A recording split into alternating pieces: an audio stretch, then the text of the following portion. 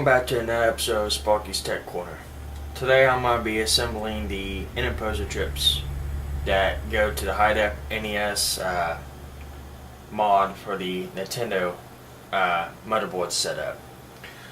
The kit that Game Tech provides with you, this setup, comes with 2 rows of 40 pins of the machine pin ICs and 2 40-pin rows of the machine pin headers.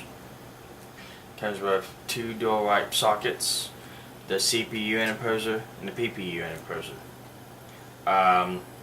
The aspect of those interposers go, basically they set up, it's a board that sits up between the motherboard and the CPU and grabs data it needs from the CPU and the motherboard to the interposers that sends that information directly to the HI DEF NES motherboard to be able to convert its audio and video outputs to HDMI.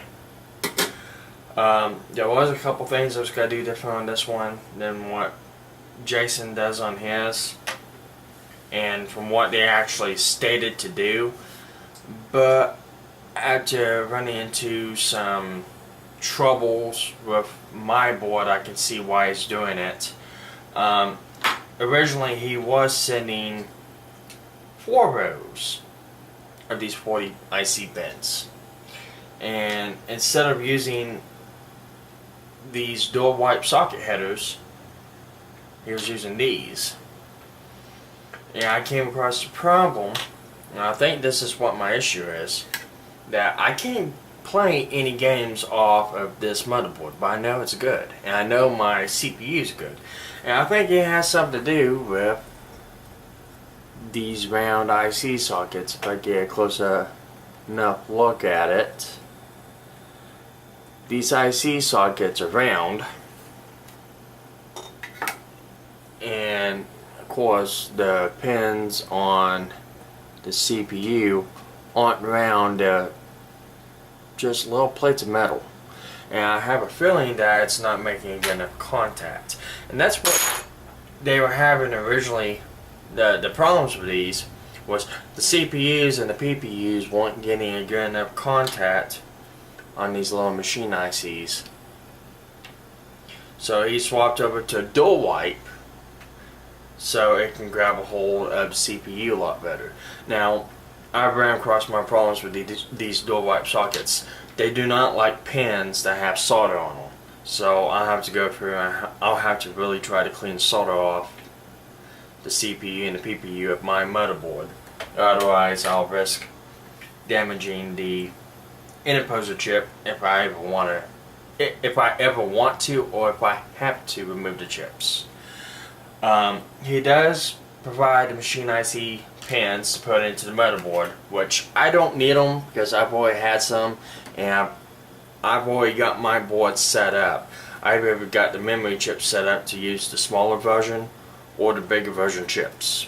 That's just something I did.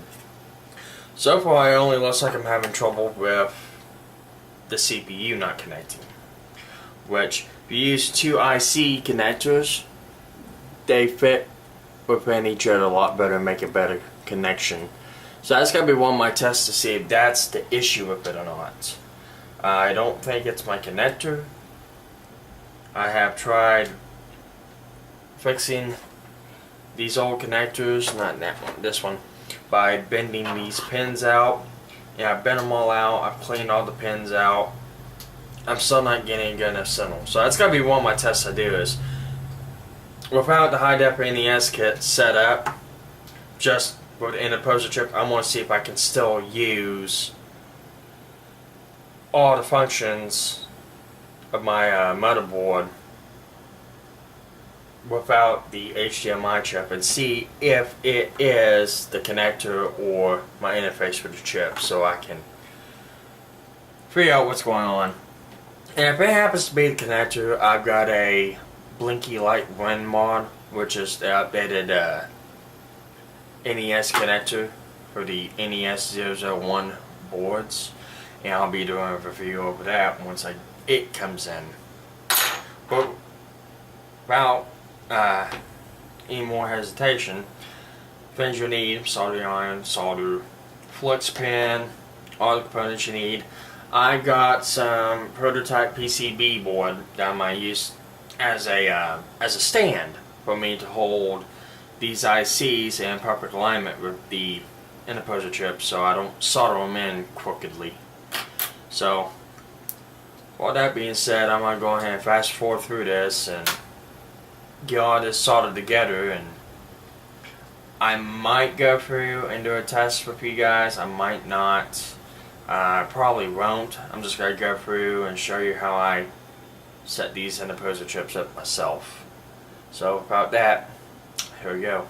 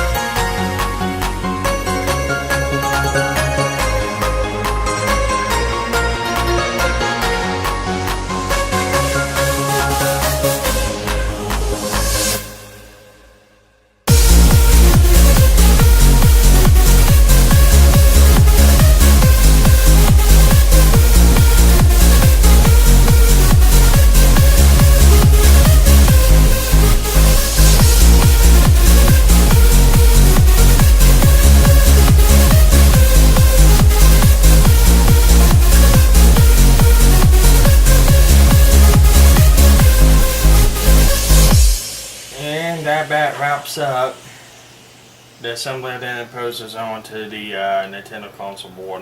Now I'm going to be cleaning these up before I actually fully install them, but I came across a little issue. This capacitor right here, whenever I replaced it, I didn't make the legs long enough to be able to bend it over, because I didn't really think I was going to have to. So I'm going to be resoldering and replacing this capacitor right here so I can fold it over to get this interposer board on. So aside from that, that's about all I have for this episode. Thanks for watching. Please like and subscribe, leave comments, and I'll see you in the next one.